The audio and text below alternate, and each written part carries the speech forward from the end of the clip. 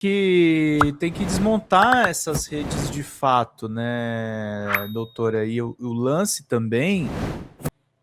E aí eu te pergunto uma coisa.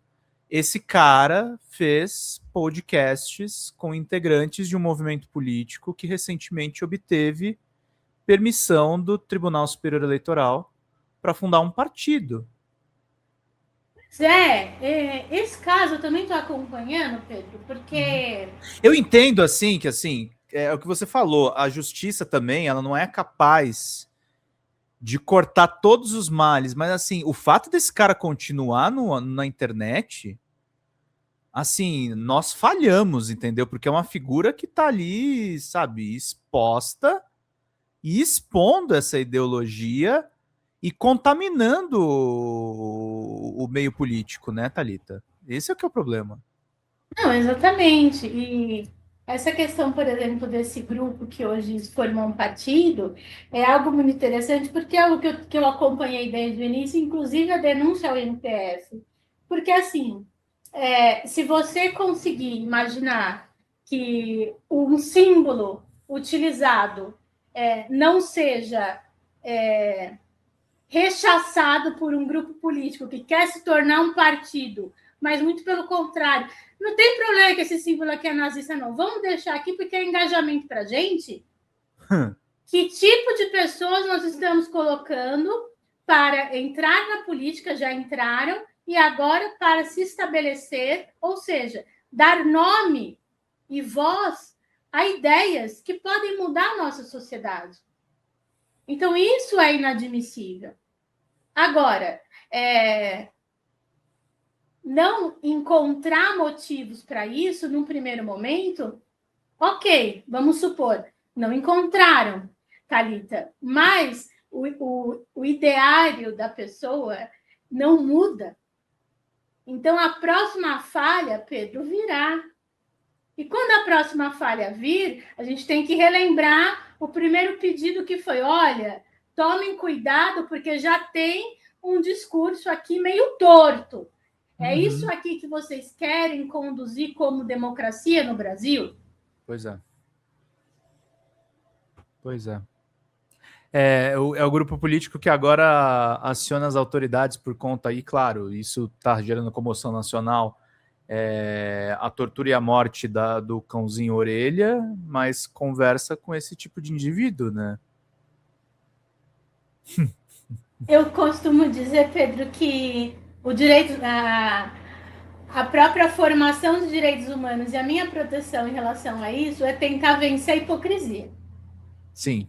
Né? Então, assim, que ótimo, e tem vários discursos aqui, não, agora não é mais direita e esquerda, todo mundo em relação à proteção e para que aconteça realmente a acusação e a punição de quem fez aquela maldade, aquela atrocidade com o cachorro-orelha em Santa Catarina. Inclusive, eu estava lendo sobre isso um pouco antes da nossa live.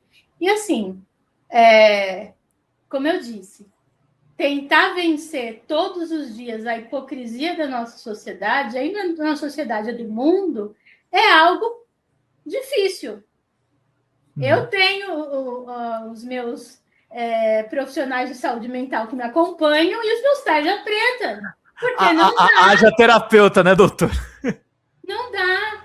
É absurdo em cima de absurdo.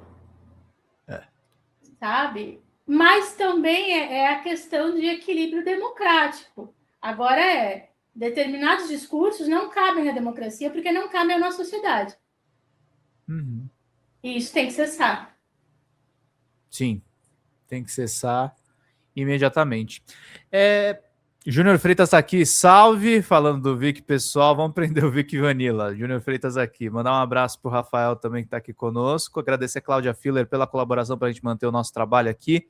O Pietro mandou aqui também, as pessoas estão mais conectadas nas redes sociais do que na própria internet. Aí mandou o Dr. Walter aqui, falando a respeito disso. O Lázaro Kovacs mandou, sobretudo por haver... E aí tem a questão, né, doutora, esse ano, além dos discursos nazistas nas redes, vai ter um problema adicional para lidar com isso, que é o uso de inteligência artificial, né? digamos, nós estávamos subindo uma escada, certo? Para proteção digital, e agora, com o avanço tecnológico, nós tivemos um abismo e nós caímos nele. Então, assim, a inteligência artificial é algo, como eu disse, positivo se nós utilizarmos para algo ético e maravilhoso, que é a questão comunicacional que a internet promoveu. Entretanto, quem tem a intenção de cometer crimes vai fazer o uso dela sim. O que me preocupa mais na questão da inteligência artificial é a questão de deepfake, que está cada vez mais perfeito. E se não for a questão, por exemplo, do vídeo, que ainda eu acho que vai melhorar muito, mas a questão de áudio, da inteligência artificial ouvir sua voz e reproduzir em minutos algo que você nunca disse na vida, é algo muito grave. E criminosos podem usar, inclusive, isso, um cara que tem uma acusação dessas, para tentar difamar e tentar despistar a justiça sobre os crimes deles, né? Não, com certeza. O que a gente tem, né, é que toda produção digital, ela tem uma marca, né? E essa marca, que é a hash, ela é o que vai dar a pegada digital. Então, vai dar a credibilidade de quando foi feito, onde foi criado e etc. Então, isso faz com que as próprias autoridades, e isso veio esse ano, tá, Fernando? Veio esse ano, que temos uma norma para nós seguirmos para saber se determinado conteúdo ele foi realmente feito por alguém ou ele foi um conteúdo fabricado. Então, trazer esses tipos de pedidos, por exemplo, junto às petições e até às polícias, faz com que a gente consiga diminuir um pouco essa questão de crimes. Mas, por exemplo, na questão de inteligência artificial, nosso processo eleitoral, né, e todo quando eu digo processo eleitoral, é o processo legislativo, né, o processo que se forma para que se tenha, por exemplo, impugnações e etc. É de horas os nossos prazos. Você acha que em horas um candidato vai conseguir trazer uma perícia ou trazer uma resposta de rede social que determinado conteúdo é falso? Não vai, imagina. Nunca! Nunca! Então, assim, nós estamos brincando de democracia com algo muito sério. Que quem tiver dinheiro vai comprar, sim, as melhores tecnologias nesse sentido para fazer, né, as suas campanhas. Fazer as suas campanhas, aí você fala tanto da questão eleitoral quanto as campanhas de ódio desses grupos aí que você vê, sim, né? Sim. É muito importante. Débora Camargo mandou boa noite, parabéns pelos esclarecimentos referente a esse grande problema digital. Sem dúvida nenhuma. Tem uma questão na matéria da Mônica que ela lembra também interessante. Teve vídeos do Vic Vanilla. Esse caso eu lembro porque o Carlito Neto denunciou que foi usado por bolsonaristas para associar o presidente Lula ao satanismo, né? Gerou indiciamento da Carla Zambelli, do Flávio Bolsonaro, do Geyer.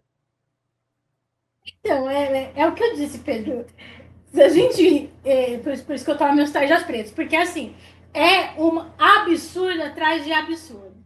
Sim. Então, assim, você pega o discurso de uma pessoa que comete crimes e tem um discurso de ódio, transforma isso em algo real e trazer esse algo real depois com um engajamento de uma notícia fictícia. Então, aí você acaba transformando o vídeo real do Vic Vanilla. Por quê? Porque a gente tem que respeitar. Num determinado momento da vida, ele se diz satanista. Agora ele é católico, sei lá o quê. Mas, naquele momento, ele fez o vídeo de liberdade de expressão religiosa dele como satanista. Agora, pegar isso e colocar uma notícia falsa e fazer com que isso se transforme, né? E que bom que foram indiciados, e não sei se eles foram condenados, mas que bom que isso aconteceu. Sim. Mas isso só demonstra também a capilaridade que o Vic Vanilla tem. Sim. Né? Porque se deputados pegaram o vídeo dele e outros deputados já fizeram também denúncias sobre ele, então, assim, a gente não está falando ao relento, a gente está falando com propriedade, que algo precisa ser parado. E no caso é uma pessoa e a ideia que ela propaga. Uhum. Thalita, desculpa o trocadilho que a gente acabou de falar de satanismo, mas eu vou fazer o advogado do diabo e fazer uma pergunta para você. Eu concordo 100% com tudo que você falou, acho que a internet precisa ser regulada, as big techs precisam ser cobradas, mas como é que a gente responde para muitas pessoas, não necessariamente neonazistas, mas pessoas da extrema-direita e da direita, que insistem em dizer que o judiciário está censurando muito o discurso, que isso fere a liberdade de expressão. O que você responderia para essas pessoas que defendem, às vezes, a liberdade de expressão até mesmo para discursos como esse? Então, a liberdade de expressão, ela não é um direito absoluto. Sim. Né? Poucos são os direitos que não são absolutos. No nosso país, um direito que é o absoluto é o direito à vida. Uhum. Ao contrário disso, seria liberado, por exemplo, até a questão da eutanásia. Sim. Que numa questão de direitos humanos, eu posso até imaginar em defender. Uhum. Certo? Uhum. Mas um direito absoluto é a questão do direito à vida. E o direito à liberdade de expressão, embora ele esteja lá na Constituição, as pessoas têm que entender que ele não é absoluto e que a nossa Constituição, ela não é largada no mundo. Uhum. Como eu disse, ela é reflexo do Tratado da Declaração Universal de Direitos Humanos e dos tratados internacionais que o Brasil assinou, ou seja, se comprometeu a cumprir. E que determinadas formas de expor o que você acha que é uma opinião, ela passa de um limite e se transforma em crime. E aí as pessoas começam a pensar, mas qual que é o crivo que eu tenho a isso? O crivo é a proteção, se pergunte, a proteção à vida. E quando eu falo a proteção à vida, eu não estou falando só a proteção ao direito de viver ou morrer, não. É a proteção à vida com dignidade humana. Se eu estou fazendo um discurso e esse discurso vai impactar a questão psicológica de alguém, vai impactar a liberdade de ir e vir de alguém, isso é uma violação à proteção à vida digna. É simples. Agora, esse raciocínio é algo que as pessoas conseguem fazer? Não querem. Eu acho que se tentassem, até poderiam conseguir, mas não querem. E se não quer, o que a gente tem que fazer? Uma lei explicando isso. Mais uma lei, né? Então, assim, a liberdade de expressão, a partir do momento que ela é também um dos pilares da nossa democracia, ela também pode ser um dos nossos algozes, como está sendo no Brasil. Mas sim. Por quê? Porque existe uma questão de pensamento, né? E um reforço de pensamento, que é essa questão de nós e os outros, que é muito perigoso. Então, assim, e aí vem a hipocrisia de novo. Todo mundo para defender a orelha, no entanto, no dia seguinte, mortes aos petistas. Sabe? Pois é. Uhum. Então, assim, é chocante isso.